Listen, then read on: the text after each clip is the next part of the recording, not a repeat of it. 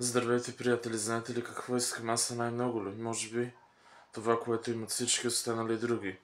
Като да имам истинската любов до себе си и най-вече всичко, което имат другите. Но какво обаче?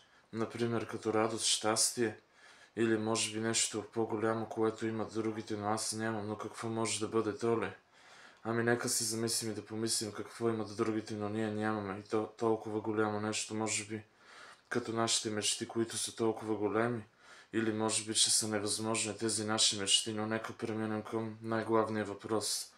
Къде е истинската любов и защо някои от нас все още не сме намерили? Може би защото не сме търсили там, където ще я намерим, или може би не сме били достатъчно упорити, или може би сме се отказали и сме изгубили надежда и сме се отчаяли в отчаянието си, че никога няма да открием ли?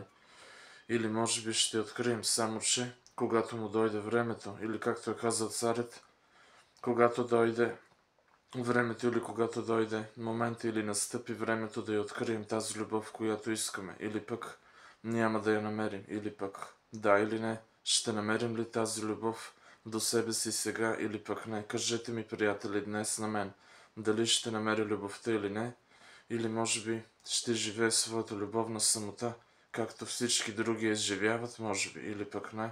Това е.